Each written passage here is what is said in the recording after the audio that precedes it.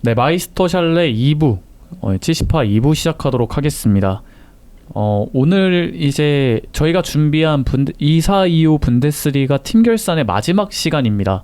볼프스부르크를 다뤄볼 건데요. 저는 볼프스부르크에 대해서 어떤 이미지가 있냐, 일단 폭스바겐의 팀이다.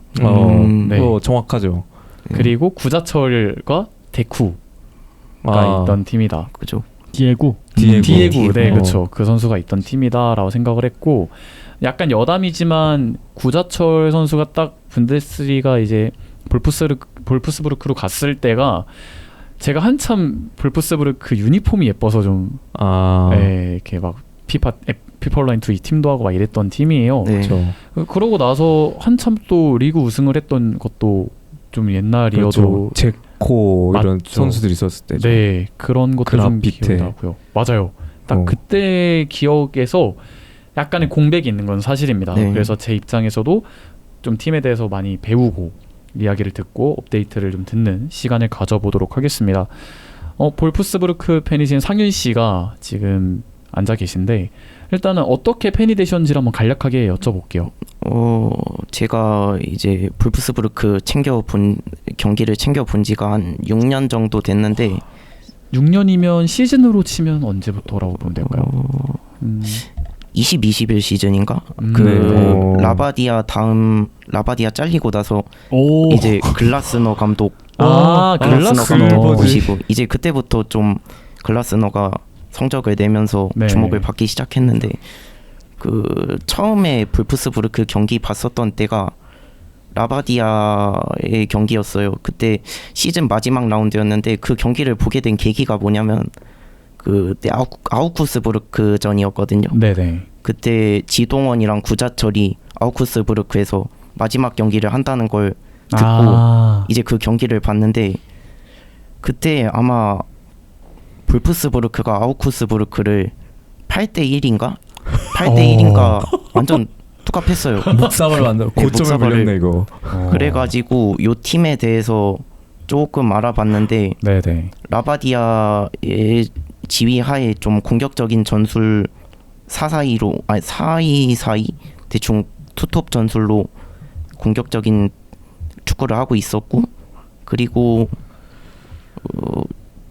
그 폭스바겐을 스폰서로 받으면서 좀 많은 지원을 받게 되면서 또 쓰는 돈도 분데스리가에서 좀 손에 꼽을 정도로 많은 투자를 하는 팀이기도 했고, 그래서 되게 야망이 있어 보였어요. 또 다음 시즌 유로파도 가니까 챙겨볼 경기가 많겠다, 재밌겠다 싶어가지고 좀 알아보니까 매력 있는 팀이어가지고 그렇게 팔로우를 하게 됐어요.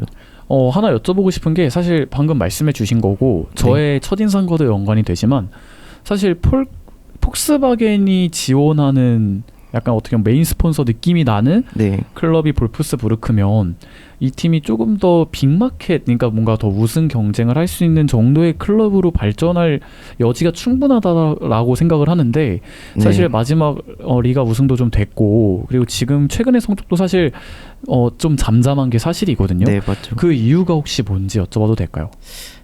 이게 아마 제가 한마디 해도 될까요? 네네네. 돈을 허투루 써서 그래요. 맞아요. 영입 실패가 좀 많았어요.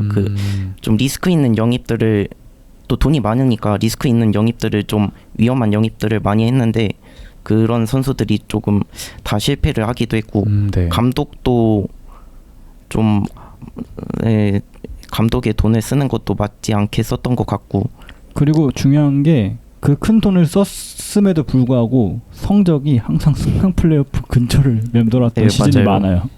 예전에 좀 승강전도 했고, 그럼으로 인해서 이제 그 이후로 이제 폭스바겐이 좀 투자를 좀 줄이는 경향이 없지 않아 있었던 것 같기도 하고. 맞죠. 그래도 워낙 투자가 공격적이라 야망이 있는 팀 같아서 그 점은 아직 유효하니까. 그렇죠. 네. 그러니까 저는 그런 생각이 드는 것 같아요. 결국 분데스리가도 그렇고 뭐 리그왕도 마찬가지죠. 프랑스 리그도 그렇고, 결국 그 리그의 재미와 더 많은 좀 팬들을 좀 글로벌하게 확보하기 위해서는 한 팀 독주는 어렵다고 생각을 합니다. 그죠. 유벤투스도 마찬가지, 이탈리아 네. 유벤투스도 마찬가지였고요. 그런 의미에서 이제 레버쿠젠의 좀 도약과 그 우승은 분데스리가에 대한 관심을 좀 더 높이는 데 좋은 영향을 줬다라고 생각을 해요. 결국 분데스리가의 파이가 좀 커지기 위해서는 뭐 바이어는 당연하고 뭐 기존의 도르트문트, 레버쿠젠 이런 팀들과 함께 좀 볼프스부르크 같은 좀 빅마켓이 될 수 있는 팀들도 같이 좀 올라와 줘야 되지 않을까라는 개인적인 좀 생각과 좀 바람이 있어서 한번 또 여쭤보게 됐습니다. 이게 좀 분데스리가에서 이런 팀 기업형 이제 기업과 좀 크게 연관되어 있는 팀들이 몇 개 있거든요. 플라스틱 클럽이라고 명칭을 그렇게 붙이기도 했는데 네네. 확실히 그런 클럽들이 좀 올라와야지 유럽 대항전에서도 좀 경쟁이 잘 되지 않을까 싶기는 해요.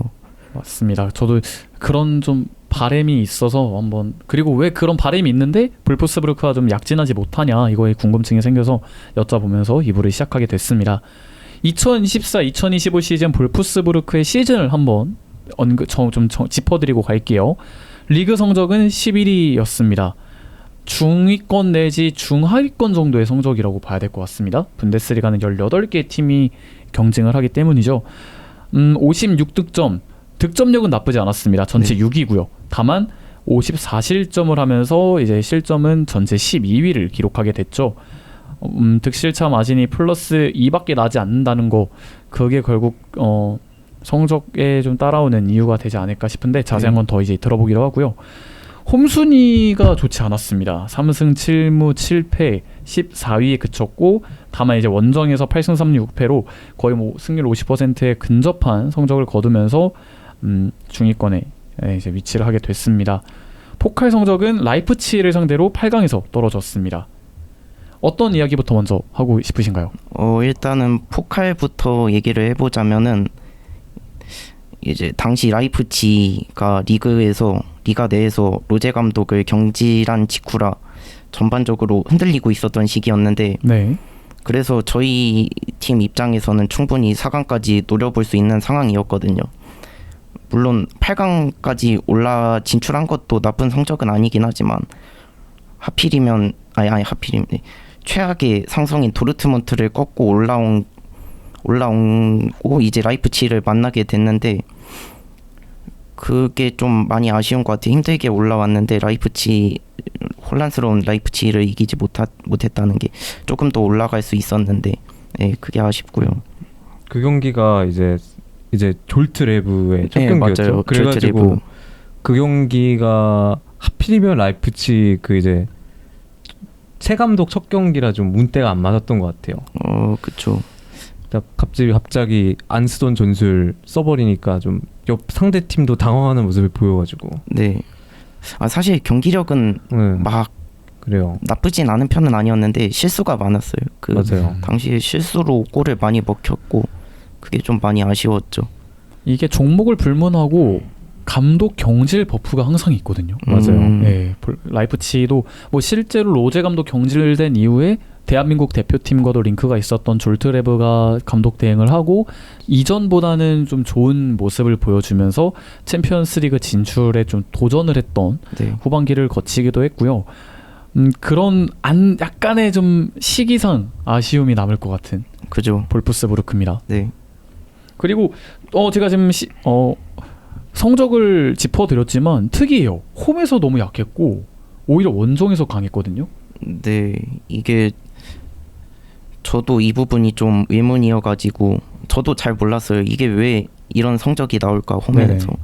그래가지고 현지 팬분한테 한번 여쭤봤는데 이렇게 설명을 해주시더라고요. 아무래도 상대 팀들이 원정을 오면은 대부분 수비적으로 나오기 때문에 네. 애초부터 라인을 내리고 버티면은 자연스럽게 우리가 공을 오래 점유하게 되는 상황이 많아져요. 근데 점유를 해야 할 때 하제니틀의 전술로는 한계가 있어가지고 그런 경기가 계속 반복돼가지고 이런 성적이 나왔다고 하더라고요. 그래서 그게 이제 하제니틀 전 경험자잖아요. 네. 이 감독이 이제 아까도 말했듯이 하이 프레스 라인을 좀 추구하는 감독이라 네. 전방 압박을 좀 강하게 가져가는 감독인데 상대가 내려앉으면은 약한 모습을 소틀에서도 보였거든요. 근데 그게 볼프스에서도 답습되는 게 아닐까 생각이 들었어요. 네, 맞아요. 그리고 실점이 많은 이유도 이거죠. 네, 하이라인 실점이 프레스 많아요. 때문에 이제 뒷공간이 너무 헐거우니까 헐거우니까 뒷공간 체급이 좋은 수비들이 팀들은 네. 파고 들어가서 득점 딱 해버리면 끝이니까. 뭐 하제니틀 감독이 인지도가 없는 감독이 아니지만 어떤 전술 스타일에 어떤 리스크를 갖고 있냐를 한 경기로 표현해드리자면 소튼 감독이 있을 때 토트넘을 만나서 전반에만 케인의 거의 4개의 어시스트, 손흥민이 4골 넣었던 포트 트릭 네, 그 경기 생각하시면 돼요. 9대0 두 번도 있고 맞습니다. 임팩트가 강렬했던 그런 워낙 감독이거든요. 네, 체급이 우위로 있는 팀 상대로도 공격적으로 나오는 전술을 가지고 있다 보니까 그러니까 이제 말씀해주신 걸 좀 정리를 해보자면 볼프스부르크의 홈에서는 주로 볼 포지션이나 주도권을 볼프스부르크 홈팀이 가져가는데 그 상황에서 하제니틀의 전술이나 경기 운영이 볼을 주도하고 있는 상황에서는 마땅한 공격 루트를 찾지 못하다 보니까 네. 오히려 라인을 올리고 뒷공간이 많이 열리는 리스크를 더 많이 감수해야만 했고 그게 결과로 이어졌다. 네, 맞아요. 그렇게 이해를 하면 될 것 같습니다. 네. 근데 이제 원정에서는 좀 그게 덜 했던 거죠. 네, 맞아요. 아무래도 수비적보다는 좀 공격적으로 나오는 팀들이 많았다 보니까 그 역습 전술을 통해서 그걸로 이제 뒷공간을 파면서 득점을 많이 만들어냈던 게 원정에서의 좋은 성적의 원인이 아닐까 싶어요. 그런 거 보면 1라운드에서 바이에른 뮌헨을 이겼잖아요. 맞아요. 네, 그런 걸 생각해 보면 확실히 강팀이나 원정 같은 아무래도 주도권을 어느 정도 주고 시작하는 상황에서는 강점이 보였지만 네네. 그 반대의 상황에서는 약점을 한계를 보여줬던 하제니틀의 볼프스부르크였습니다. 네.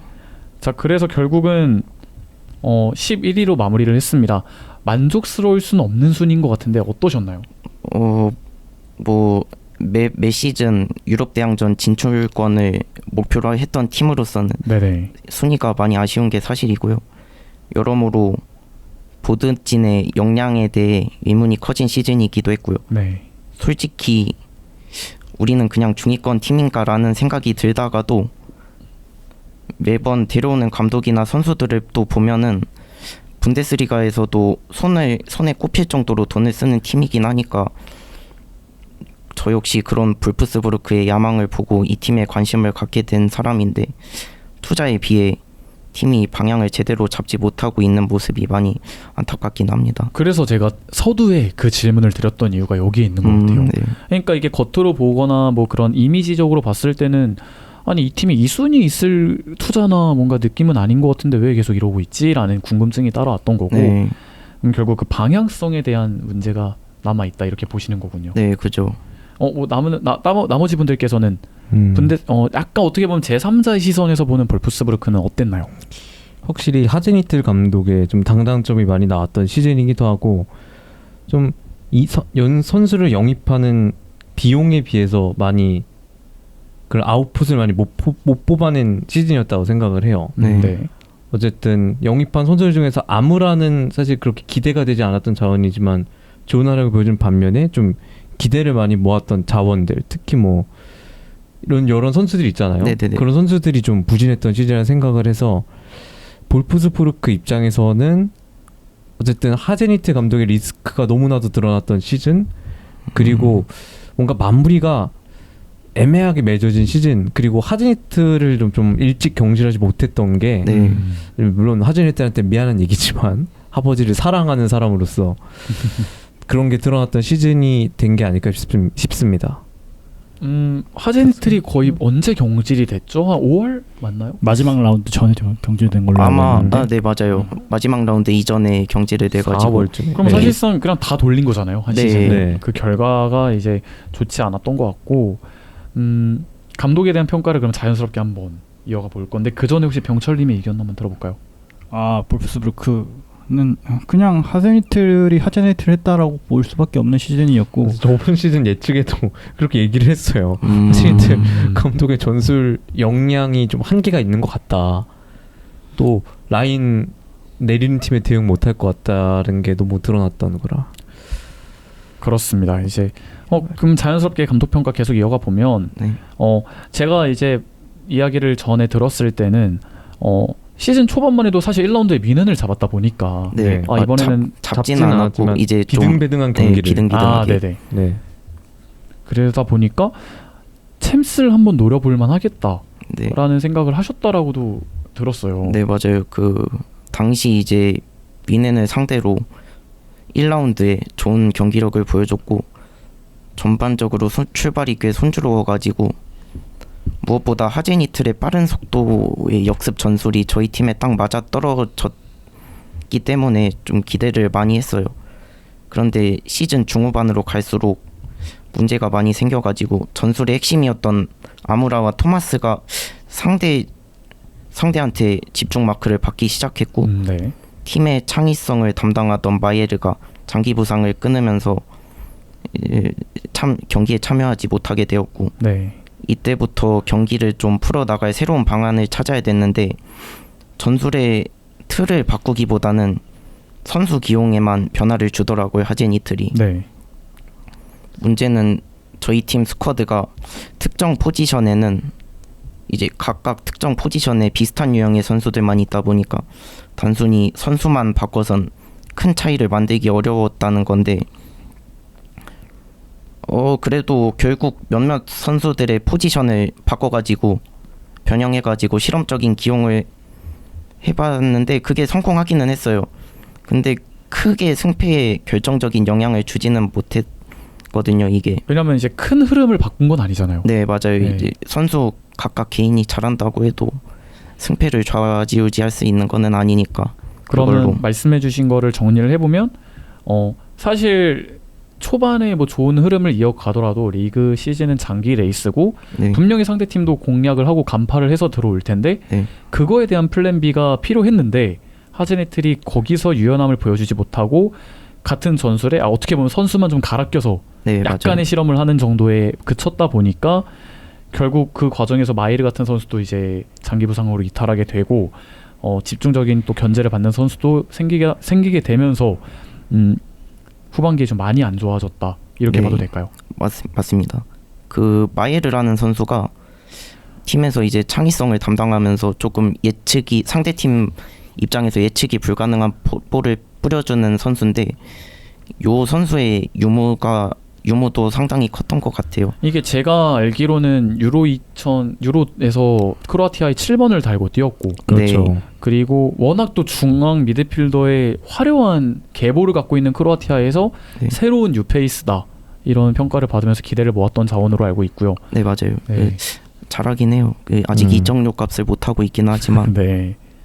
그래서 결국에 하제니틀이 다른 플랜이 필요했지만 선수 교체 카드만 띡띡 꺼내는 시기였기 때문에 아무라는 이제 아무라의 한 공격 루트에 지나치게 의존한 게 리스크가 컸던 것 같아요.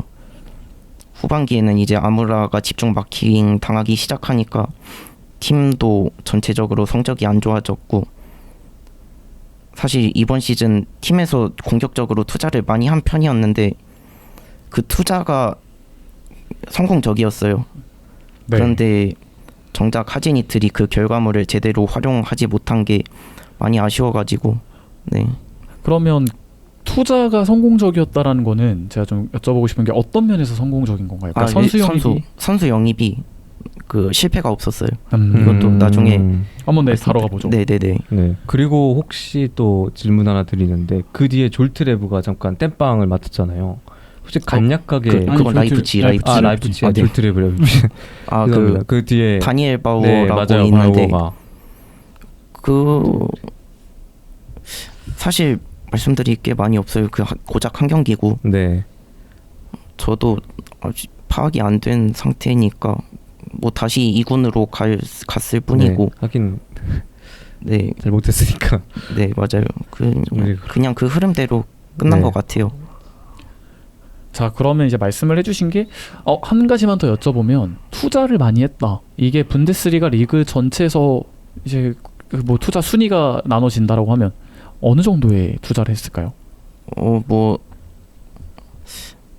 한 한 5위권 정도 유럽 네. 대항전 이제 순위를 그렇게 좀 투자한 순위로 나눠 본다면은 유럽 대항전에 나갈 정도의 투자를 하기는 했죠. 사실 민돌팡 레 라까지는 투자를 많이 하거든요. 맞아요. 네. 그래서 한 6위, 7위 정도 투자를 하죠. 볼프스부르크. 네. 그러면 쉽게 정리를 했을 때 투자는 거의 뭐 리그 전체에서 6등, 7등, 그러니까 당연히 유럽 대항전 진출은 했어야 될 투자를 했는데 네. 결과가 11위다 보니까 그렇게 네. 따라오지 못했다. 네, 맞아요. 이렇게 한번 정리를 해보도록 하겠습니다. 그렇게 투자를 많이 했고 그 투자는 긍정적이었다라고 말씀을 해주셨어요. 그렇게 이제 이적 시장을 한번 보려고 하는데 자 여름으로 돌아가 볼게요. 도르트문트 선수였던 웨즈잔을 미드필더죠. 네. 네, 임대를 해왔습니다. 이 선수는 일단 어땠나요? 그냥 못했어요. 그래서 중간에 돌아갔습니다. 중간에 돌아왔어. 네. 아니 못하지는 않았고 그냥 쓸만한 쓸만한 정도, 나쁘진 않았다 정도인데 이게 다르다이라고 요번에 자유계약으로 영입한 헤르타 베를린에서 온 유망주가 하나 있는데 네네. 그 선수한테 밀리긴 했죠. 네, 그냥 땜빵만 잘해줬다 정도. 맞습니다. 네. 벤스 다르다이 헤르타 베를린에서 이제 자개로. 자개로 데려왔던 선수가 오히려 더 좋은 모습을 보여줬고요. 네, 맞아요. 그리고 이제 언급해 주셨듯이 모하메드 아무라 이 선수가 이제 위니옹 생질로아즈. 생질로아즈. 아 여기 좋아 타율. 여기가 지금 1,500만 유로를 데려왔으면 큰돈 쓴 게 맞잖아요. 네네. 그게 성공을 했다라고 일단 봐야 될 것 같고요. 그리고 카밀 그라바라가 코펜하겐 골키퍼죠. 네, 맞아요. 예전에 리버풀에도 있었고. 출신이었던. 리버풀 유스 출신. 이 선수가 1,350만 유로 정도로 이제 네. 왔습니다. 데니스 바브로 이 선수도 임대 후에 영입을 했고요. 지금 제가 봤을 때도 대부분의 선수들이 다 좋은 좀 영입이었다 봐야 될 것 같아요. 네. 그리고 한 가지 더 여쭤보고 싶은 게 제가 이 선수는 좀 설명을 부탁드리려고 하는데 네네. 1,500만 유로에서 파오크, 그러니까 그리스에서 데려왔던 콘스타티노스 쿨리에라키스 이 선수는 어땠나요? 요 선수도 저희 이제 본래 센터백 포지션이 좀 정립이 안 된 상태에서 주전을 차지하게 됐는데 또 데뷔 시즌이라 치면은 성공적으로 활약을 해줬던 선수예요. 네.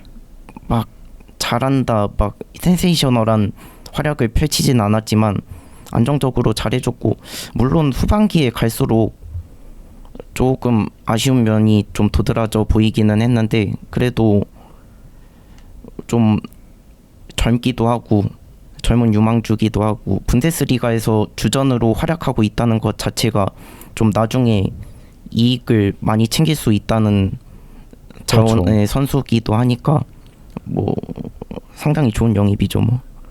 네.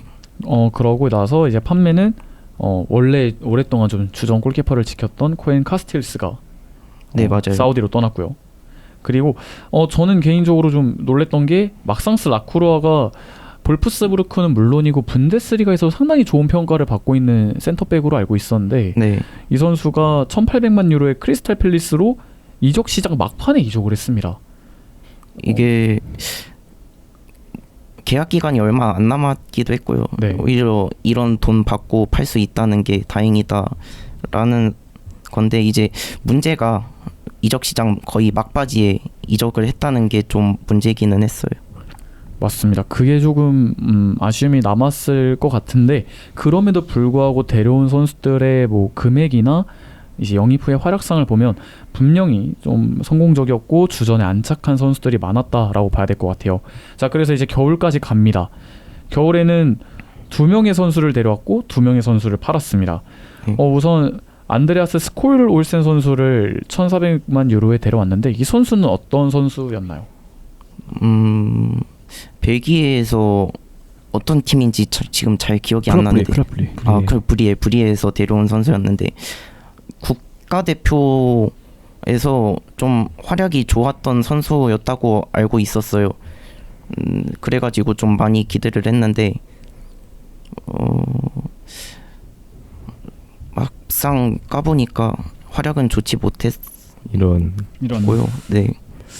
아니 이 선수가 등번호 7번을 네. 받았을 정도고. 맞아요. 근데 저희 이제 볼프스부르크의 7번 계보가 많이 좋지 않아가지고 혹시 어떤 선수가 있었죠? 브레칼로라고 아, 있었고요. 브레칼로. 진짜 핫한 유망주였는데 망했고, 그리고 발트슈미트라고 또 루카 발투슈미트. 네, 얘도 예전에 유망했던 유망주인데 그 지금 망해버렸고, 아니 망하진 않죠. 켈른에서 네. 좀 잘하고 있기는 한데 네. 그래도 그 정도. 셰퍼도 있고 셰퍼 난리 네. 났다 진짜. 네, 그 정도 있어가지고 뭐 7번을 달았다는 게 좀 의미가 크기는 한데 기대를 많이 받고 있다는 건데, 네. 근데 뭐 아직은 이렇다 할 성적을 많이 좋은 성적을 보여주지는 못해가지고 아직은 아쉽긴 합니다. 그리고 이제 브렌트포드 프리미어리그에서 마츠 레우슬레우 선수를 임대를 해왔습니다. 이 선수는 적응을 잘했나요, 그럼? 이 선수도 많이 아쉬움이 남는 선수인데, 이제 크리스티안센 단장이 그 스코올센과 마찬가지로 덴마크 커넥션으로 약 600만 유로의 완전 영입 옵션을 포함한 임대로 데려왔는데 특색이 많이 없었어요. 그냥 작은 육각형의 능력치를 가지고 있는 선수였기 때문에 결국에 보강은 실패하고 기존의 풀백을 보던 킬리안 피셔라는 선수가 계속 주전으로 나와가지고 이 선수도 많이 성공했다고 하지는 못했고, 근데 결국에는 임대니까. 그렇죠. 네. 네. 그리고 리들레바쿠 네. 선수가 라이프치히로 이적을 했습니다. 근데 이게 보면 가격도 450만 유로 정도밖에 안 되고, 네. 바쿠 선수의 입지나 실력이나 뛰었던 기간을 생각하면 조금 아쉬운 방출이었는데. 네.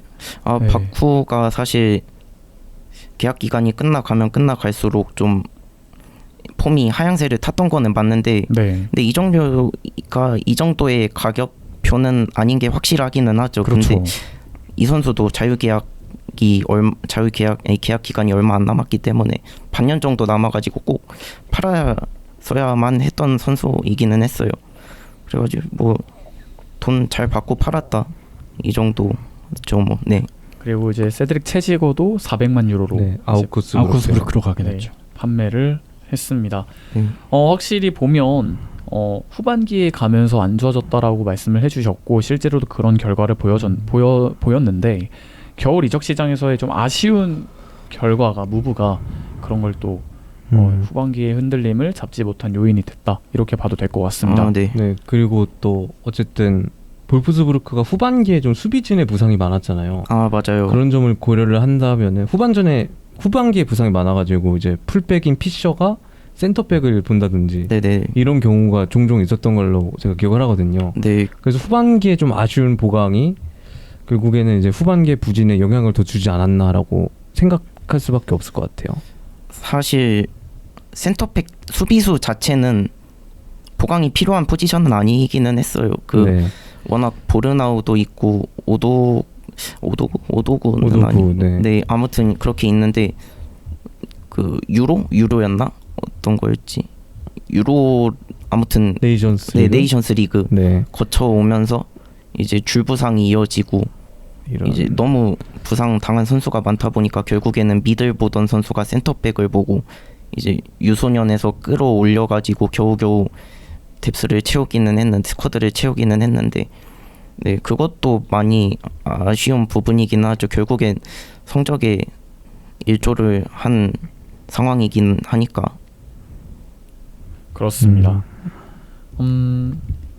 그래도 뭐 제가 알기로 스콜센 선수가 아쉬운 활약을 보여줬다라고 하지만 이 선수가 그래도 좀 프리미어리그 팀에게도 좀 링크가 나고 네 맞아요. 원래 가진 기대치는 좀 있던 선수로 좀 생각을 하거든요. 네. 그래서 아직 뭐 반 시즌 왔으면 적응기라고 봐도 되니까 네. 돌아오는 시즌에서 또 어떤 모습 보여줄지 아직은 좀 기대를 해볼 만한 네 맞아요. 영입이라 봅니다. 네. 자 그러면 이제 2-4-2-5 최고의 경기와 최악의 경기를 한번 짚어볼게요. 최고의 경기로 8월에 있었던 1라운드 뮌헨전을 언급을 해주셨고 네. 제가 이걸 잘못 아까 말씀을 드렸는데 뮌헨전은 볼프스부르크가 젖잘싸를 한 겁니다. 네, 맞아요, 3대2로 네. 패배를 했지만 경기력이 워낙 좋아서 뽑은 것 같습니다. 저도 이 경기가 이제 되짚어 보면 이제 반년 거의 1년 가까이 지났지만 콤파니 감독의 거의 신고식이었다 이런 얘기를 했던 맞죠. 맞아요. 네가 네. 첫 경기이기는 했으니까. 그런 얘기를 들었던 기억이 나는데 졌음에도 불구하고 최고의 경기였다. 흔치는 않잖아요, 사실. 그렇죠. 네. 이유가 있을까요? 한번 돌이켜 볼까요? 뭐 일단 이유를 말해보자면은 1라운드에서 좋은 모습을 보여줬으니까 좀 이번 시즌에 대한 기대감을 한껏 키워준 경기였기에 이 경기를 최고의 경기로 뽑았고요. 네. 뭐 당시 경기에서 볼프스부르크가 미넨을 상대로 적극적으로 라인을 끌어올리고 강한 전방 압박을 시도하면서 빠르고 유연한 역습 전개까지 더해지면서 전형적인 하제니트 스타일의 축구를 보여줬거든요. 이게 선수들의 조직력도 좋았고 많이 변화가 없었거든요. 네. 그 2선 위로는 공격진 위로는 네네. 그래가지고 전술적으로도 미넨을 상대로 가장 적합한 방식이었고 물론 실점을 많이 하기는 했지만 3실점을 하긴 했지만 3대 2로 졌죠. 네 맞아요. 수비 라인이 완전히 구축되기 전이었고 1라운드 경기여서 네, 기대감을 한껏 올려준 경기였던 것 같아요. 그래서 네네. 좀 이후에 시간이 지나면서 왜 그 경기력의 재현이 어려웠는지 생각해보면 일단 마예르가 장기 부상을 끊으면서 마예르의 부재가 가장 큰 이유였던 것 같고 또 당시 미넨도 그 콤파니 체제에서 시즌 첫 경기였던 것만큼 팀 조직력이 완전히 맞춰지지 않았던 상황이었던 것 같아요. 그렇죠. 네, 아무래도 네. 그런 맥락에서 이제 하제니트의 공격적인 전술이 딱 맞아 떨어졌던 경기여가지고 네, 여러 요소들이 맞물려가지고 그렇게 좋은 결과가 나왔던 것 같아요. 그러니까 하제니틀 감독의 명과암을 계속 언급을 드리게 되지만 네, 이 감독의 메인 플랜 A가 작동을 하면 꽤 매력적인 축구를 합니다. 득점도 네. 꽤 터지고요. 네. 그죠. 그런 긍정편을 1라운드 미넨전에서 봤다면 이제 부정편을 봐야 될 것 같아요. 절망편. 네, 두 경기를 꼽아주셨거든요. 일단 도르트문트 전을 꼽아주셨어요. 네, 요 경기는 제가 직관에 가서 패배한 경기라 그냥 뽑아봤어요. 아 이게 지구 반대편 날아가가지고 직관을 했는데 네, 맞아요. 졌다면 당연히 꼽을 수밖에 없을 것 같아요. 네. 사실 솔직히 말해서 이길 거라고 기대하진 않았거든요. 네네. 워낙 상성이 안 좋아가지고 도르트문트 상대로. 근데 전반전부터 일말의 희망도 없이 3실점을 해버려가지고 네, 좀 버티기가 힘들었어요. 그날 날씨도 굉장히 추웠던 데다가 네네. 네, 버티기가 힘들었는데 뭐 내가 또 언제 이 나라에 와서 볼프스부르크 경기를 보겠냐라는 생각으로 끝까지 보긴 했는데 또 다른 팬분들도 전반 끝나자마자 조기 퇴근하시는 분들이 많았고 아, 우린 내일 보면 되니까. 네, 나중에 그것도 보면 있고, 되니까. 나중에 또 보시면 되니까 그쵸. 그분들 아, 또 아이고. 형편없이 무너진 경기라서 최악의 경기로 뽑았습니다. 그러면 도르트문트전. 약간의 번외 질문을 드리면 네, 볼프스부르크 팬이 한국에 있는 볼프스부르크 팬이 볼프스부르크를 직접 간 거잖아요. 네, 네, 네, 그러면 뭐 축구는 당연히 이제 보셨고 네. 여행을 간다면 걸로 그래도 좀 즐길 만한 게 있나요? 좀 큰 테마파크가 하나 있기는 해요. 독일에서도 좀 손에 꼽을 만큼 큰 테마파크가 하나 있는데 당일치기로 갔다 오기에는 좋은 것 같아요. 그 오. 여행 그 자동차를 테마로 한 이제 폭스바겐이잖아요. 그렇죠. 아. 폭스바겐이 또 큰 자동차 회사다 보니까 그 자동차를 테마로 한 테마파크가 하나 있는데 그거를 보러 가거나 또 뭐 볼프스부르크 축구를 좋아하시는 분이 계시진 않겠지만 모르죠. 네, 모르죠. 모르긴 네, 하죠. 네. 뭐 그 축구를 볼 겸 간다면은 진짜 당일치기로 괜찮은 것 같아요. 알겠습니다. 이건 약간 번외 질문을 드려봤고 네. 두 번째는 이제 보훔전입니다. 그러니까 도르트문트전은 어쨌거나 냉정하게 봤을 때 볼프스부르크가 약간 언더독의 위치에 있다라고 봐야 되는 게 맞다면 네. 보훔은 볼프스부르크가 탑독에 있었다라고 봐야 될 것 같거든요. 그래서 전력적으로 우위를 지닌 상태였는데 그렇죠.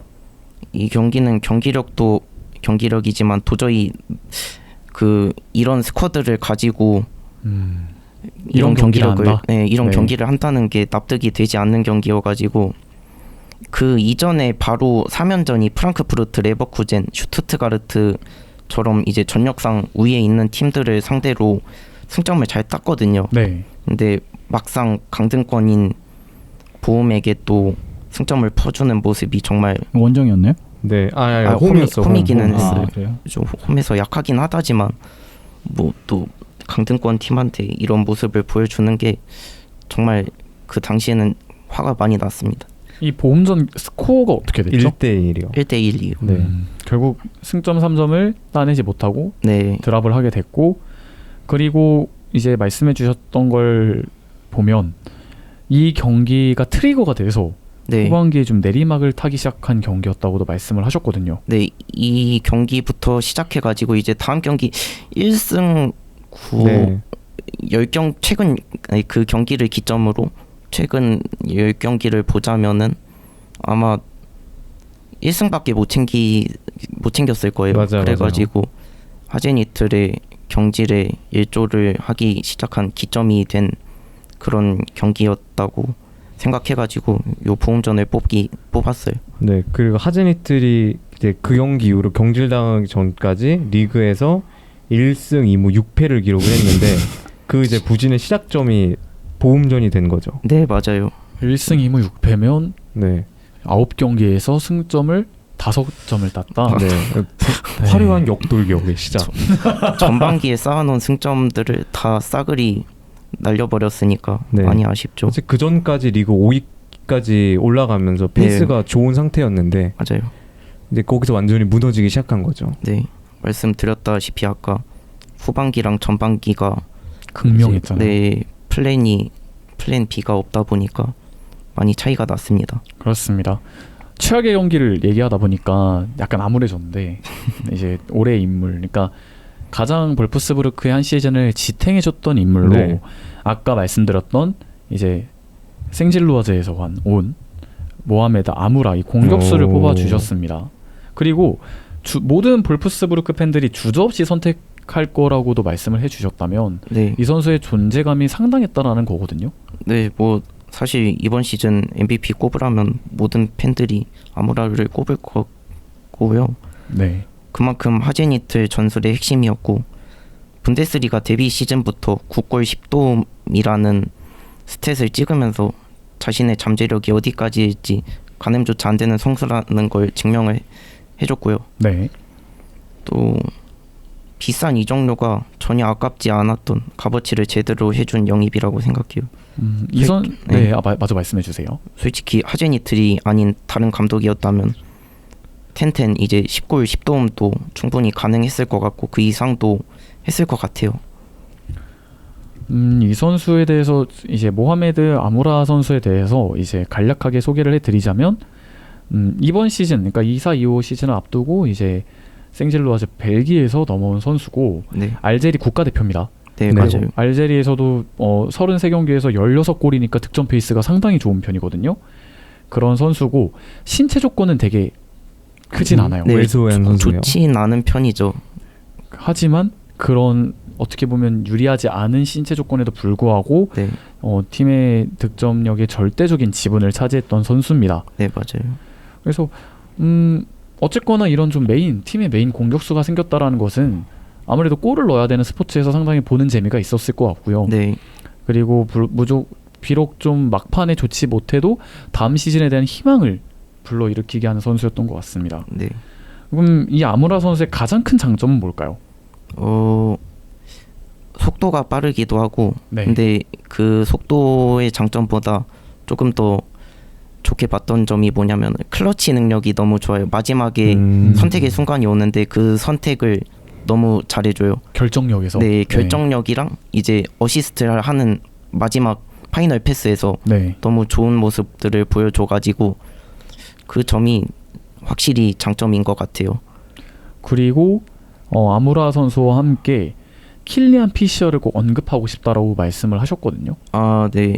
이 선수가 막 눈에 띄는 활약을 보여주지는 않았지만 그 애초에 영입할 때부터 볼프스부르크에 오기 시작했을 때부터 호감이 갔던 선수인데 아마 4부 리그인가 3부 리그에서 시작해가지고 2부를 거쳐서 결국 1부까지 올라온 성장형 케이스의 선수라 애정이 많이 갔었는데 특별한 장점이 두드러지는 선수는 아니긴 한데 네. 그렇다고 확실한 단점도 없는 육각형 능력치의 선수예요.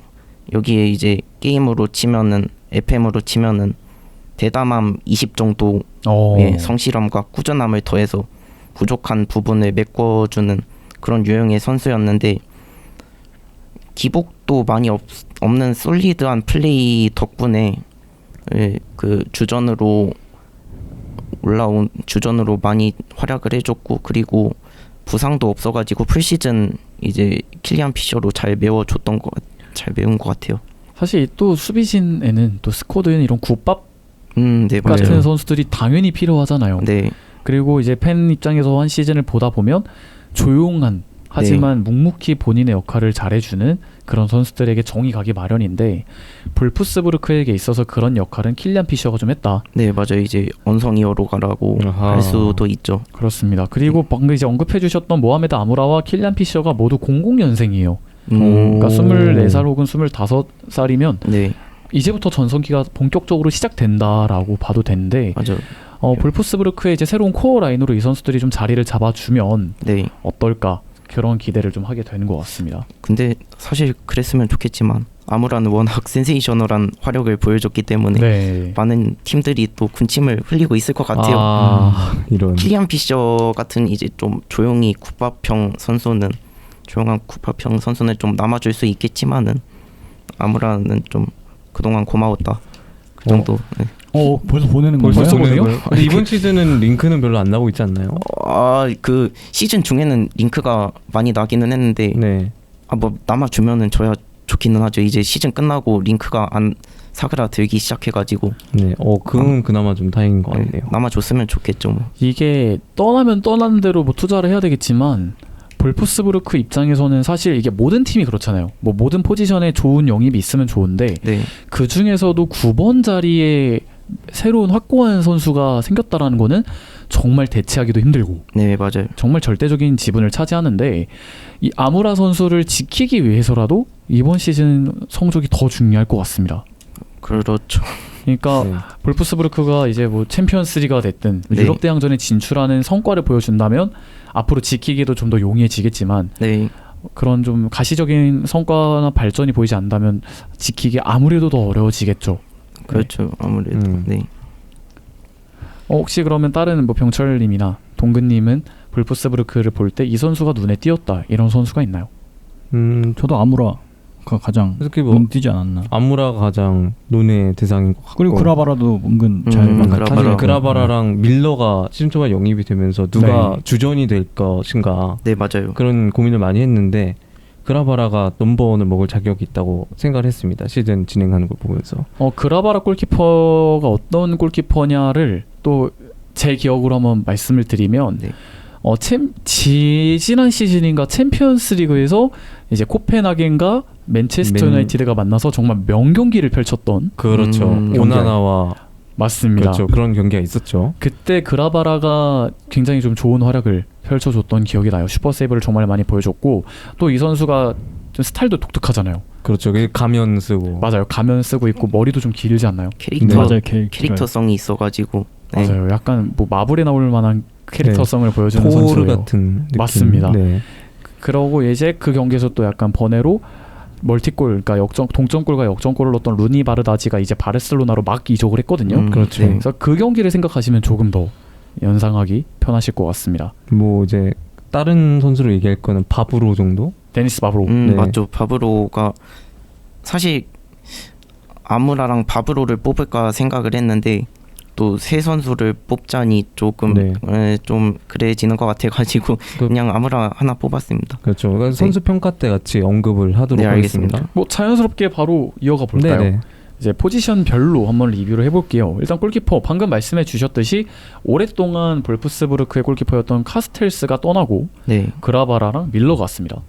이제 카스틸스 공백을 메우기 위해서 이제 두 선수를 영입을 했는데 아마 서로 경쟁을 해야 한다는 방식으로 이제 전제하에 그렇게 영입을 두 명을 했던 것 같아요. 근데 좀 쓰임새가 달랐거든요. 이 선수들의 스타일이 아무래도 그라바라는 선방 능력이 밀러보다 뛰어났고 네. 그리고 밀러는 이제 빌드업 능력이 좀 안정적이어가지고 물론 선방도 잘했고 근데 이제 저희 팀에서 필요했던 거는 불안한 수비 조직력을 위해서 선방 능력이 뛰어난 그라바라가 필요해가지고 결국에는 저희 팀의 넘버원 키퍼를 먹었고요.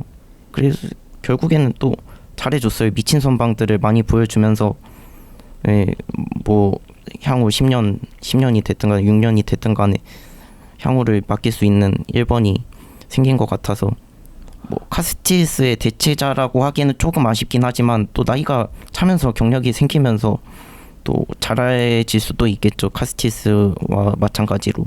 또 골키퍼는 다른 포지션에 비해서 뭐 숙성의 기간이 네, 맞아요. 더 필요한 포지션이니까 네. 앞으로 더 나은 또 모습을 보여줄 것 같고 그리고 또 이런 것도 있을 것 같아요. 이제 새로운 감독이 왔습니다. 네.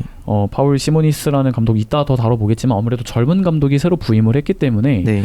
이 감독이 추구하는 골키퍼의 스타일, 전술의 스타일에 따라서 또 한번 경쟁 구도가 펼쳐질 수도 있겠네요. 네, 그렇기는 하겠죠. 이제 아무래도 스타일이 많이 바뀌어지다 보니까 하제니틀은 이제 점유 전술보다는 역습 전술을 많이 했으니까 네.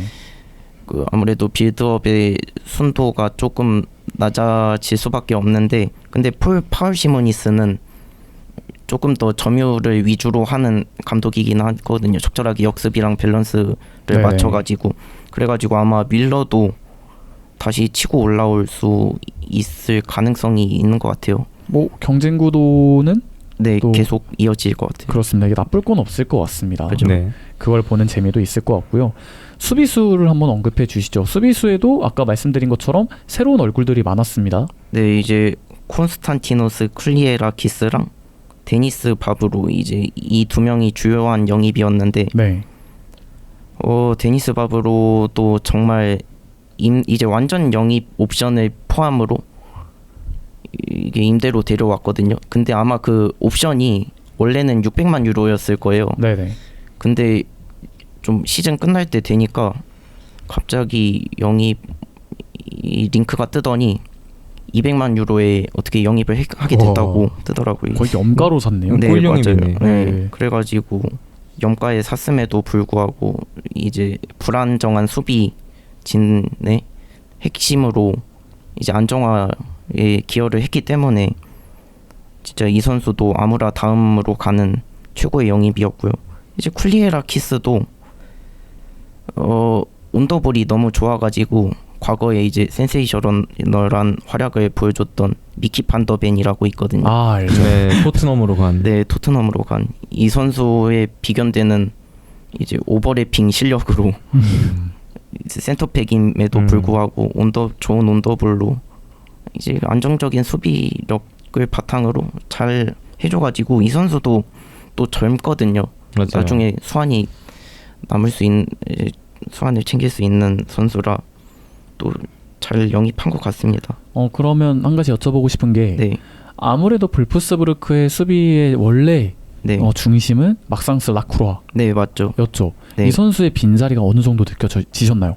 지금 말씀해 주신 걸로만 봤을 때는 네. 엄청 크게 느껴지진 않았을 것 같은데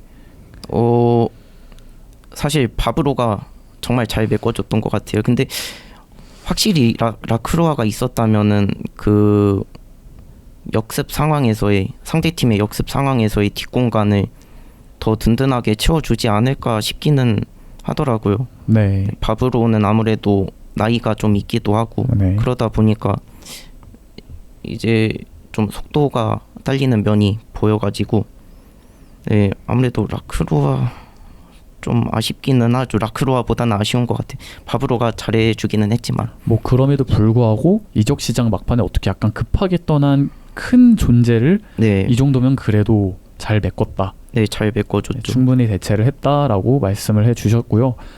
양쪽 풀백은 그러면 어떻게 구성이 됐나요? 아까 피셔 얘기도 해주셨는데. 이제 저희가 좀 변형 3백을 쓰는 경우도 있었거든요. 네. 변형 3백을 쓰는 경우에 이제 킬리안 피셔 선수가 이제 오른쪽 스토퍼 겸 이제 풀백으로 나섰는데 진짜 너무 잘해줬고요. 네. 좀 아쉬운 면이 있다고는 하지만 좀 플레이에 전체적으로 좀 강점이 없다, 좀 특색이 없다, 이 점이 좀 많이 아쉽긴 했지만 뭐 주전으로 자리 잡기에는 당연한 활약상이었고, 그리고 멜레 선수도 요아킨 멜레. 네, 요아킨 아탈란타 멜레. 있던 아, 선수. 맞아요.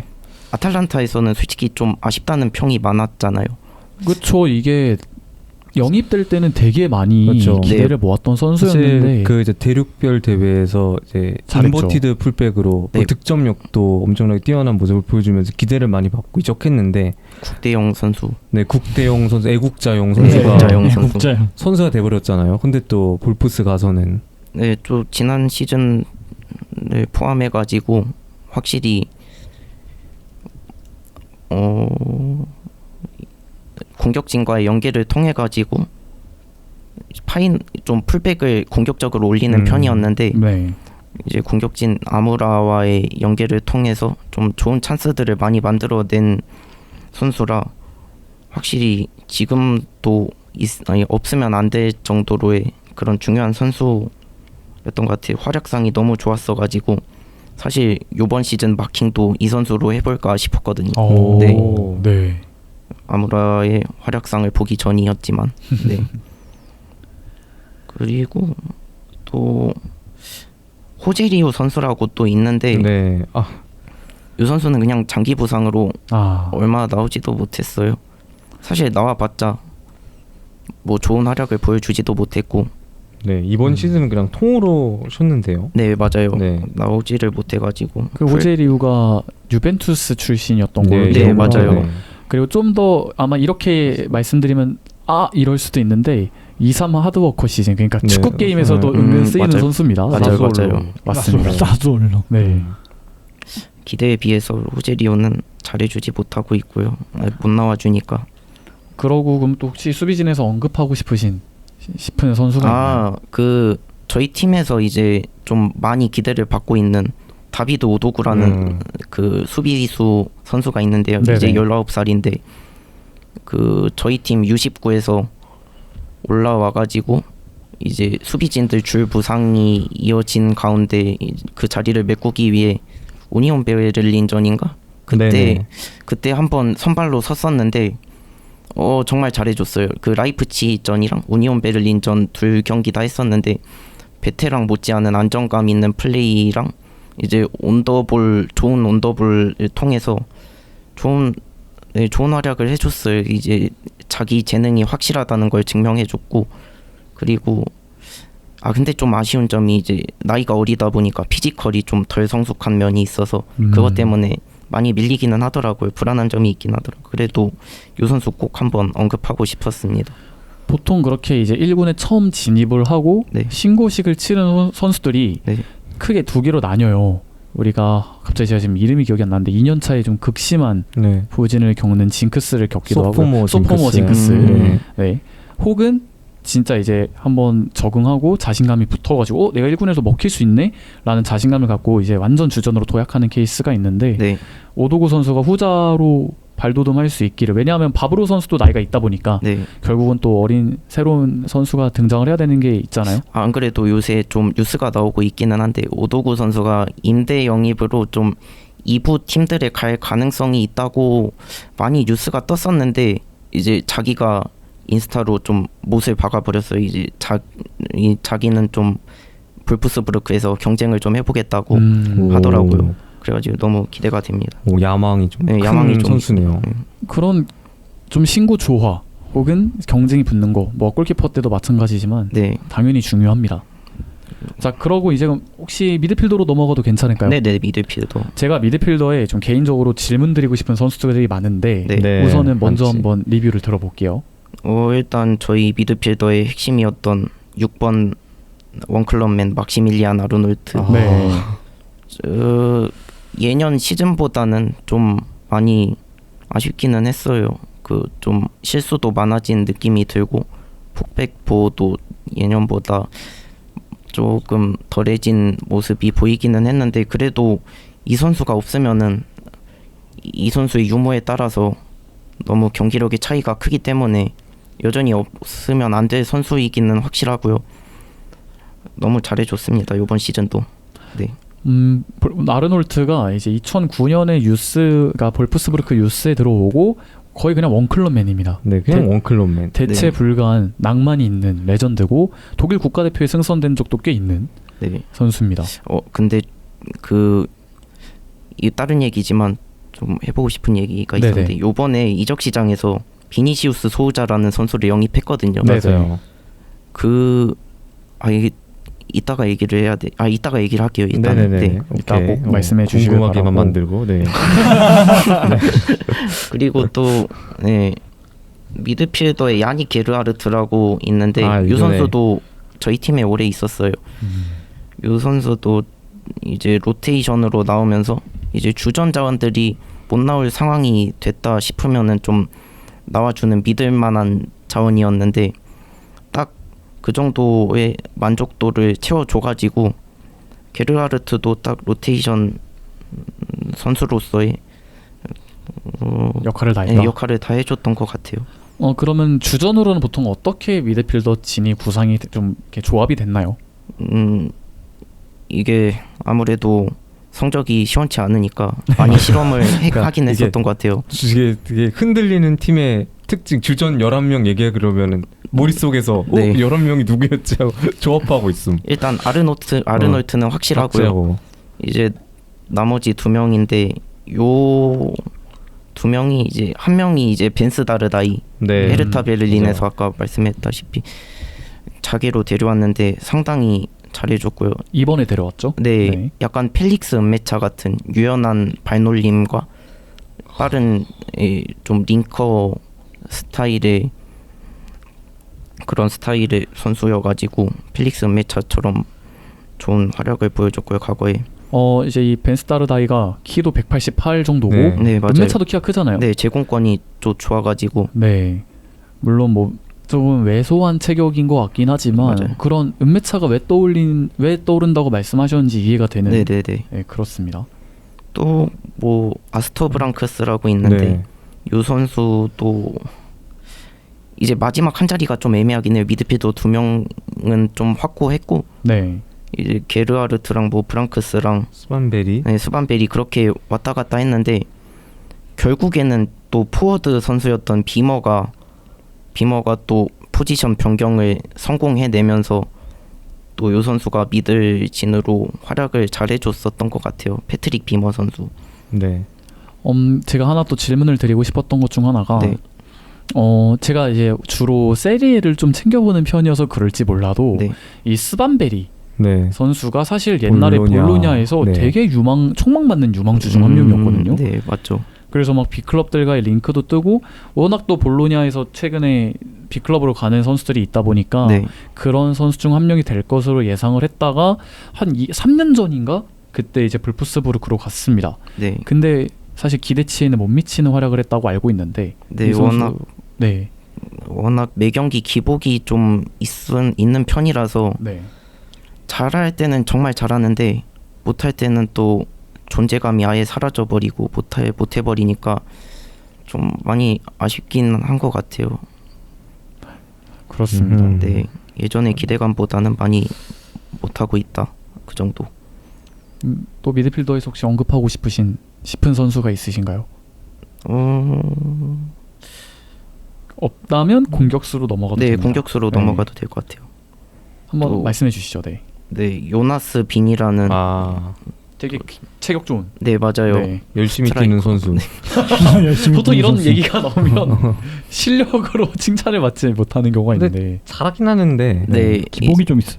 기복도 있고 골을 이제 골 넣는 스타일보다는 좀 연계형으로 포스트 플레이 해주거나 그런 성실한 활동량으로 그 플레이를 그렇죠. 해주는 선수다 보니까 아무래도 순도는 좀 네, 아쉽지만. 골은 좀 아쉽지만 그래도 저희 팀에 마땅한 스트라이커 자원이 없기도 하고 잘해줬어요. 요나스 네. 빈도. 뭐 굳은 일을 많이 하는 네, 선수라고 굳은 일을. 그냥 요약을 하면 될 것 같아요. 네. 그리고 또 티아고 토마스라고 이 선수. 네, 저희 팀이 이제 시즌 초에 4-3-3으로 4-2-3을 또는 4-3-3으로 좀 윙들을 포함한 포메이션으로 경기를 많이 치렀었는데 이제 주요 패턴이 그거였어요. 이제 톱에다가 이제 요나스 빈한테 롱볼이 가면은 좀 바로 이제 윙으로 넘겨주는 식으로 뒷공간을 이제 점유를 시작하면서 그렇게 역습이 시작됐었는데 그 선수 중에 한 명이 티아고 토마스였는데 잘해줬는데 이 선수도 기복이 많이 심해가지고 번뜩임은 많이 보여줬어요. 이제 나이가 어린 만큼 유망하다. 02년생입니다. 네, 02년생 유망하다 정도인데 근데 아직 주전으로 뛰기에는 좀 아쉽다 정도여가지고 조금 아쉬운 정도. 그리고 또 나중에는 투톱으로 변형하면서 아무라랑 요나스 빈이 투톱으로 자리를 하면서 나중에는 나올 기회가 사라져가지고 네, 뭐 그냥 롯데 자원 정도로 좋은 활약을 해줬다 이 정도인 것 같고요. 말씀해 주신 것처럼 이 티아고 토마스 선수가 마지막으로 리그 득점을 한 게 12라운드입니다. 아, 좀 오래됐네요. 네, 그리고 네. 시즌 4골이면 사실 주전 포워드가 한 시즌에 4골을 넣나? 아쉽죠. 거의 그쵸. 소튼급이죠. 소튼이 돼 4골이야. 상수범의 몬스터. 소튼 4골이야. 소튼 팀 자체가 아니 그 최다 득점자가 4골이에요. 최다 득점. 네. 아무래도 그러다 보니까 네, 그 이제 정도라는 거지. 아무라 선수의 약진과 네. 더불어서 시즌 초에 비해서는 좀 기회를 많이 얻지 못했던 티아고 토마스 선수도 거론을 해주셨고 네. 또 아니면은 네. 이제 타 팀으로 이적간 이제 은메차 선수도 있거든요. 루카스. 은메차 선수도 나오면 잘해요. 나오면 잘하는데 이제 그 하제니트의 전술과는 좀 많이 맞지 않았던 경향이 있고 왜냐하면은 좀 연계를 중요시하는 톱이 연계를 중요시하는 그런 전술을 쓰는데 아무래도 정통 9번 선수였던 은메차는 맞지 않았고 그래도 잘해줬어요. 네. 잘해줬고 근데 워낙 부상 기간이 길어가지고 빨리 나가줘야 될 선수기는 했어요. 잘해줬다며. 네, 네, 아무튼 네, 저는 아쉽긴 하지만 네. 부상 빈도도 있고. 네, 부상 빈도가 많이 높아가지고 아쉽다. 네. 은메차 선수는 이런 거 보면 일단 건강해야 됩니다. 네, 맞아요. 네. 건강하면 일단 깔고 들어가서 맞습니다. 출전 기회. 그리고 마지막으로 모하메드 아무라 선수 이 선수는 뭐 아까 말했다시피 MVP예요. MVP 이번 시즌의 MVP. 이제 이 선수가 없으면은 공격이 시작이 안 되고 공격의 기점이자 이제 마지막 파이널 피니셔 네. 그런 선수인데 알파 오메가 베타. 네, 맞아요. 세타, 그 정도. 델타. 워낙 잘해줬죠. 아무라 선수 이번 공격진의 핵심이었을 정도로 네, 많이 잘해줬습니다. 아무라 선수. 이렇게 이제 골키퍼부터 모든 네. 포지션의 리뷰를 들어봤는데 들으면서 배우는 입장에서 이제 느낀 거는 뭐냐면 확실히 직전 여름을 잘 보내서 그런진 몰라도 11위라는 좀 보이는 성적에 비해서는 스쿼드가 상당히 밀도가 있거든요. 네, 맞아요. 아르놀트 같이 확실히 좀 팀의 중심이 돼줄 선수도 있고 확실한 득점자도 있고요. 센터백이나 뭐 이런 좀 스쿼드 자체가 나쁘지 않다는 걸 느꼈습니다. 하지만 감독도 바뀌었고 영입이 네. 당연히 필요하기 때문에 이제 여름을 한번 볼 건데 이제부터의 여름을 볼 건데 가장 필요한 포지션은 어딘가요? 이게 보자면은 현재 저희 팀에 이제 계약 기간이 얼마 남지 않은 축축 선수들이랑 롯데 자원들이 많아가지고 네. 이번 여름에 선수단에 꽤 큰 변화가 있을 것 같은데 아직 공식적으로 나간 선수 주축 선수는 없지만 요나스 빈을 포함해가지고 이제 은메차랑 베렌스 네, 나갔죠. 2명의 선수가 이제 공식적으로 나갔고 총 이적이 유력한 거죠. 네, 맞아요. 네. 3명의 선수가 이적을 할 것 같은데 이로 인해 가지고 확실한 주전 스트라이커가 최우선일 것 같아요. 이적 시장에서 해결해야 될 과제는. 또 겨울 이적 시장에서 레오슬레오가 기대에 못 미치는 모습을 보여줘서 결국 풀백 보강이 이루어지지 않았거든요. 임대로 와서 네, 완전 네. 영입을 하지 않았죠. 네, 하지 않아가지고 그래서 요번 여름에는 양쪽 풀백 영입도 필수적이고 이제 두 개의 포지션이 그렇게 필수적이고 이제 다음으로는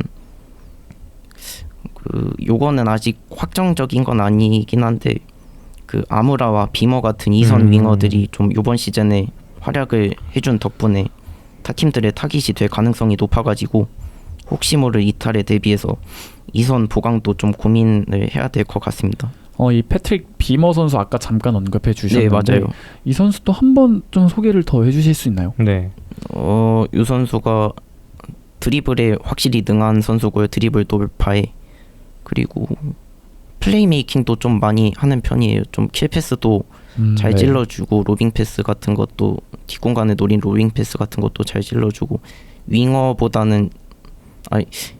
포함해가지고 진짜 공미 뭐 중미 그렇게 다 띄워주는 선수고 요번 시즌에는 이제 중미로 포지션을 변경하면서 또 좋은 활약을 펼쳐줬고 네 그런 선수입니다. 비먼. 근데 이제 말씀해 주신 거는 아무라 비머 같은 핵심 선수들이 있지만 어떤 변수가 발생할지 모르기 때문에 네. 뎁스를 위해서라도 또 이런 혹시 모를 변수를 위해서라도 2선 보강도 생각을 해야 된다. 네 맞아요. 그렇게 말씀을 해주셨습니다. 그러면 이제 중요한 것이 공격진, 네. 특히 스트라이커의 이탈이 많기 때문에 네. 아무라를 보좌해줄 혹은 경쟁할 선수가 필요하고 네. 그리고 2선 윙어들과 풀백 네. 이렇게 언급을 해주셨습니다. 그리고 이미 7월 말이니까 또 보강을 했죠. 네 맞아요. 네. 풀백을 말씀해 주셨는데 파더보르는 레프트백 아론 챈터를 옵션 포함해서 500만 유로에 영입을 했습니다. 네, 좋은 영입인 것 같아요. 확실히 파더보른에서 또 잘해줬던 선수고 또 나이도 많이 어린 선수니까 또 친선에서 괜찮게 하더라고요. 좀 친선 경기도 치러진 상태라 네. 기대할 만한 것 같아요. 네. 그리고 네. 또 셰필드에서 비니시우스 소자라는 수비형 미드필더 선수를 영입을 했는데 아까 말씀드렸던 게 좀 뭐냐면은 아르놀트를 포함해가지고 소자의 영입이 좀 개인적으로 좀 의문인 점이 프리미어리그 출신 선수들의 이제 뭔가 인플레이션을 감안하면은 좀 6번 포지션에서 이 정도 가격에 이 정도 선수 영입은 나쁘지 않은 딜이기는 한데 하지만 저희 팀에 이제 이미 아르놀트라는 굳건한 6번 자원이 있기는 하거든요. 그렇죠. 물론 아르놀트가 나이를 먹어가면서 좀 폼이 조금씩 떨어지는 게 보이기는 하지만 그래도 여전히 리가 수익급 6번이라고 자부할 수 있거든요. 그런 상황에서 굳이 소자를 영입한 거는 두 가지 정도 이유가 있을 것 같은데 네. 하나는 좀 아르놀트의 나이가 참에 따라 퍼포먼스가 줄어듦에 따라 좀 입지를 점점 줄이겠다는 계획과 또 하나는 또 아르놀트를 요번 다음 시즌부터 전방의 미드필더 8번 미드필더로 기용하겠다는 올려쓰겠다. 네 올려쓰겠다 그런 두 가지로 나뉘는 것 같은데 어느 쪽이든 좀 팀의 색깔과 운영에 있어서 큰 변화가 예상되는 부분이라 좀 개인적으로 고민이 좀 됩니다. 사실 1,500만 유로면 큰 돈이죠. 네, 분데스리가에서는 많이 큰 돈이죠. 이러면 분명히 계획에 있기 때문에 네, 데려왔다라고 봐야 될 것 같고 이 선수가 셰필드를 갈 때 1,250만 유로에 갔대요. 네. 네. 그러니까 거의 그때 이적료에서 조금 더 주는 수준이니까 이 선수의 활약이 팀의 미드필더 중원 구성에 있어서 굉장히 중요할 것 같습니다. 네. 혹시나 또 아르놀트 입지를 줄인다고 생각하면은 많이 정이 떨어질 것 같아요 팀에. 늙으니까 팽하는. 네 맞아요. 그래도 네. 그리고 또 현재 링크가 나고 있는 선수들로는 과거 브레멘에서 뛰었던 노리치에서 뛰고 있는 스트라이커 조시 서전트가 가장 유력한 후보로 거론이 되고 있어요. 이제 근데 노리치가 최근에 어제 나온 뉴스로는 2천만 유로를 요구하고 있어가지고 협상이 좀 느슨해지고 있다는 이야기가 돌고 있기는 한데 또 서전트가 노리치를 가가지고 성장을 많이 했더라고요. 브레멘에서보다. 그렇죠. 좀그 전 팀에서는 좀 열심히 뛰는 네, 이미지가 맞아요. 강했는데 그냥 그저 열심히 네, 뛰는 근데 선수. 최근에는 라인 브레이킹도 괜찮고 이제 노리치에서 최근 3시즌 동안 10골 이상을 계속해서 기록하면서 네. 굉장히 좋은 모습을 보여주고 있죠. 네, 그래서 사실 현지 팬들의 입장은 2천만 유로는 좀 비싸다. 아무래도 예전에 분데스리가에서 뛰던 서전트의 모습을 봐왔다 보니까 좀 비싸다 하는 것 같은데 영국에서 영입하는 거잖아요. 그렇죠. 네, 인플레이션이 좀 있는 영국에서 영입하는 거다 보니까 2천만 유로 충분히 감수할 만한 것 같아요. 저는 제 입장에서는. 그리고 제가 알고 있는 서전트는 그 공격진 거의 많은 포지션을 소화할 수 있는 좀 범용성이 있는 선수거든요. 네. 근데 아까 말씀해 주셨듯이 톱 자원도 당연히 필요하고 네. 이선 자원에 대한 보강도 이루어져야 된다라는 걸 감안했을 때는 두루두루 써먹을 요소가 많은 서전트를 왜 노리는지 더 이해가 됩니다. 네. 네, 그러고 추가적인 업데이트가 있을까요? 사실 양쪽 풀백들을 조금 더 노리고 있다는 소식이 많은데 근데 워낙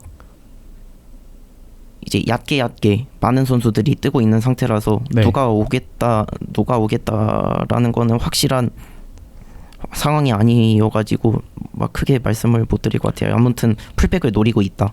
조금 더 네, 지켜봐야겠습니다. 조금 더. 네. 그리고 무엇보다 이제 파울 시모니스라는 네, 이제 거의 이제야 40살이 된 젊은 감독이 새로 팀을 이끌게 됩니다. 네. 이 감독이 약간 이게 신뢰되는 말일 수도 있지만 겉으로 볼 때는 약간 테나우를 닮았거든요. 이제 아무래도 머리가 좀 까진 양반이라. 똑같은 네덜란드 네, 사람이기도 하고요. 네덜란드에다. 키도 큽니다. 네. 고에드 이글스에서 이제 볼프스부르크로 왔습니다. 이 네. 감독은 어떤 감독이고 어떤 스타일을 고수하는지 좀 설명해 주실 수 있나요? 사실 좀 정보가 많진 않았는데 네. 얼마 전에 좀 칼럼이 떴어요. 전술 칼럼이 보니까 그렇군요. 이제 역습 전술이랑 점유 전술을 밸런스 있게 섞어 쓰는데 근데 이제 하제니틀의 본래 역습 전술이 좀 이제 통한다면은 나쁘지 않은 전술이었거든요. 이제 그 전술 플러스 하제니틀 플러스 점유 느낌의 그런 감독이라 확실히 잘 데려온 것 같아요. 이제 선수들이 적응하기에 나쁘지 않으니까. 그러니까 볼프스부르크의 니즈를 정말 잘 충족하는 스타일의 감독이다. 네, 맞아요. 그리고 또 이제 현재 스쿼드가 계속 지켜질 거라고 보장은 안 되지만 그래도 현재 스쿼드에 딱 맞는 게 이제 윙어들을 좁혀 쓰고 이제 톱을 좀 연계형으로 쓰는 그런 전술이다 보니까 조금 더 윙어들한테 공격 포인트가 치중되어 있는 이제 골 수가 네. 치중되어 있는 그렇죠. 그런 경향이 있는 전술이거든요. 네. 그래가지고 좀 아무라나 티아고 토마스가 조금 더 빛을 볼 수 있는 전술이다 보니까 확실히 잘 맞는 감독이기는 한 것 같아요. 잘 맞는데 데려온 것 같아요. 그것도 그렇고 아까 말씀해 주셨던 패트릭 비머. 네, 이런 패트릭 선수들도 비머도. 조금 더 포인트를 올릴 수 있는 네, 그런 맞아요. 선수를 사용할 것 같습니다. 다음 시즌 기대치에 대해서 한번 여쭤볼게요. 뭐 결국 매 시즌 목표는 늘 그렇듯이 유럽 대항전 진출입니다. 그 구단에서도 뭐 매년 공식적으로 유럽 대항전 안정권을 목표로 한다고 밝히고 있기 때문에 네. 개인적으로는 컨퍼런스 리그라도 좋으니까 그냥 유럽 무대에서 경기 수가 많아졌으면 좋겠습니다. 이게 결국은 컨퍼런스 리그를 처음에 이제 소식을 들었을 때 제 느낌은 굳이 왜 굳이 약간 이런 생각이었거든요. 좀 굳이 이게 약간 대회 격이 좀 네. 그러니까 약간 뭐 예를 들어 첼시 같은 팀이 처음에 컨퍼런스 리그를 간다고 했던 네. 이제 지지난 시즌이 끝난 이후에는 사실 약간 놀림의 대상이었습니다. 그렇죠. 우리 막 챔스 가는데 너네는 컨퍼런스 리그 간다 이런 식으로 했는데 그러니까 컨퍼런스 리그가 이제 그런 것도 있지만 좀 일정을 그렇죠. 잡아먹는다로 생각한 거죠. 체력적으로나. 유로파 리그도 정말 병행하기 힘든 일정을 갖고 있는데 거의 동시간대 이루어지는 컨퍼런스 리그는 아무래도 유로파 리그에 비해서는 더 낮은 등급의 대회다 보니까 이 대회를 굳이 왜 만들었냐라고 처음에는 생각을 했는데 근데 뭐 최근에는 이 또 대회를 우승하는 뭐 웨스트햄, 뭐 최근에 첼시도 마찬가지였고요. 네. 이런 팀들 보면 확실히 우승컵은 다르구나. 네, 의미가 있는 대회기는 하니까. 네, 그걸 좀 다르게 생각하게 되더라고요. 그래서 볼프스부르크도 뭐 사실 컨퍼런스 리그라도 진출을 하게 된다? 그러면 사실 그 안에서는 우승 후보로 뽑힐 수 있는 팀이기 때문에 네. 어떻게든 진출을 해놓고 성과를 기대하는 게 맞는 것 같네요. 네, 그렇죠. 맞습니다. 어쨌든 이번 시즌 마인츠도 컨퍼런스에 진출했는데 그렇죠. 네. 어쨌든 우승 후보 중 하나라고 꼽히고 있단 말이죠. 그래서 그런 유럽 대항을 진출하는 것을 목표로 두는 것도 저는 괜찮을 것 같아요. 특히 제가 축구를 입문한 시기에 볼프스부르크는 우승한 지도 얼마 되지 않았던 팀이고 네. 한때 또 케빈 데브라이너와 네. 바스토스의 바스토스. 팀이기도 했죠. 네. 손흥민을 세 골 넣은 손흥민을 절망으로 몰아넣은 그 경기 그렇죠. 유명하죠 또. 그 경기. 그러니까 분명히 지금보다는 높은 위상에 있어야 하는 팀이기 때문에 네. 그런 반등을 좀 노릴 수 있는 팀으로 이번 시즌 거듭나기를 한번 바라보겠습니다. 감사합니다. 그럼 마지막으로 또 하고 싶은 말씀이 있으신가요? 또 축구 보는 게 제 낙이기 때문에 좀 잘해줬으면 좋겠어요 볼프스부르크가. 네. 네, 끝입니다. 네. 정말 짧고 굵네요. 잘해야죠. 그죠? 그래서 잘해야죠. 네. 팬들에게 더 바랄 것이 뭐 그 이상이 없을 것 같고 사실 저희가 지구 반대편에서 무슨 얘기를 하든 심의 못하면 좀 그렇거든요. 네. 그렇습니다. 저도 이렇게 또 정말 볼프스부르크에 대해서 공부를 할 수 있는 시간이었던 것 같습니다. 그래서 그런 의미로도 많은 질문을 드렸는데 이렇게 잘 대답해 주셔서 감사드리고 한번 지켜보죠. 네, 네. 이번 시즌 어디까지 과연 볼프스부르크가 보여줄지. 뭐 사실 뭐 이런 것도 여쭤볼까 했어요. 예상 순위? 근데 이거는 시즌 들어갈 때쯤에 여쭤봐도 되지 예상 않을까요? 순위 한번 물어볼까요? 한번 던져보실래요? 네. 예상 순위요. 근데 좀 스쿼드가 많이 갈릴 것 같은 상황이라 사실 쉽게 예상을 못 하겠어요. 그러니까 이성과 감성으로 나눠 생각하시면 돼요. 좋네요. 이성은 한 이게 어렵네. 근데 이거 뭐 맞춰서 뭐 틀리면 벌칙 주는 거 아니니까. 내기 그냥 아니니까요. 예. 가볍게 얘기하시면 됩니다. 사실 친선도 얼마 치러지지 않은 상태라 경기를 못 봐가지고 네. 홀시모니스의 정체를 아직 잘 모르겠는데 그래도 좀 이제 과거 그렇죠. 네덜란드 구강컵. 네덜란드 구강컵 우승한 경력도 있고 또 잘해줬으니까 한 5위. 5위. 5위. 좋습니다. 좋습니다. 이건 좋아요. 크게 가져가죠. 네, 사실 네. 돌문 팬은 우승 언급했거든요. 네. 사실 뭐 이거 틀린다고 뭐 줄이 돌림 하는 것도 아니고 네, 그런 거기 그쵸. 때문에. 그렇죠. 네. 나중에 뭐 커피 내기를 하든지 뭐. 좋습니다. 나중에 하면 이걸 좋지. 종합을 한다고 비겁하군요. 네. 아니 그 다른 건 아니고 에케티케 휴리고 떴습니다. 9천만 유로의 고정 이적료 에드원 500만 유로. 너무 맛있습니다. 에드원 푹푹 채우길. 리버풀 행보 참 네. 대단합니다. 자, 이렇게 저희 이제 마이스터 샬레에서 준비한 비시즌간 이뤄진 팀 결산은 일단 볼프스부르크를 마지막으로 일단은 끝마칠 계획이죠. 그렇죠. 네. 그래서 아직 시즌 개막까지 시간이 많이 남았기 때문에 그 지금까지 저희가 다뤄놨던 한 6개 내지 7개의 팀들을 다시 들으시면서 팀에 대한 공부 혹은 다음 시즌에 대한 뭐 파악을 하는 것도 좀 도움이 되실 것 같습니다. 네, 그러면 이제 여기까지 마이스터 샬레 70회 2부까지 마치도록 하겠습니다. 네, 그리고 한 가지 물어봐야 될 게 있는데 네네. 소감 소감. 물어보도록 하겠습니다. 확실히 재밌네요. 아, 그렇죠. 그러니까 제가 그 청취하시는 분들께도 기대를 하고 제가 유도를 한 거는 같이 배우는 입장이 제일 재밌지 않을까요?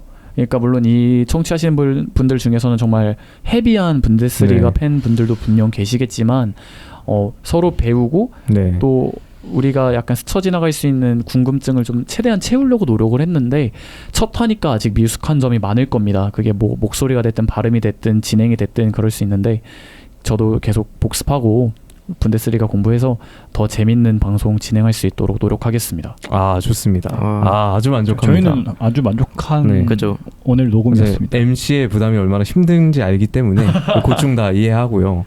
제가 MC를 봤을 때도 옆에 신경 쓰고 막 패널 신경 쓰고 내 얘기할 거 신경 쓰고 하니까 정신이 없더라고요. 정말 첫 방송인데 진행 정말 잘해주는 것 같아서 저도 굉장히 만족합니다. 너무 감사드립니다. 뭐 댓글로나 뭐 어떻게든 아까 말씀드린 채널을 통해서 피드백을 주시면 적극적으로 또 수용을 하도록 하겠습니다. 더불어서 마지막으로 저도 어딘가에 팬이 됐으면 좋겠네요. 그래야 더 몰입이 그렇죠. 되고 제가 이제 저는 이제 사실 스포츠 캐스터를 좀 희망을 하고 있는 사람이다 보니까 어느 리그만 파는 것보다는 좀 전체적으로 한 좀 큰 리그의 한 팀씩은 좀 좋아해서 팔로우를 하는 게 먼저지 않을까라는 생각을 했는데 볼프스부르크는 아직 그런 팀이 없는 것 같아요. 기껏해야 네. 제가 FC 온라인 하고 있는 라이프치 정도? 라이프치. 네. 근데 두루두루 분데스리가 팔로우도 더 하고 쿠팡 네. 플레이 스포츠 패스도 이미 끊어놓은 만큼 네. 더 시청을 해서 준비된 인재네. 팬이 어느 팀이 네. 마음에 끌릴지 이런 것도 한번 계속해서 의견을 나눠보도록 하겠습니다. 네, 그러면 이제 긴 이야기 들어주셔서 거듭 감사드리고 다음 마이스터 샬레 71화로 돌아오도록 하겠습니다. 감사합니다. 감사합니다.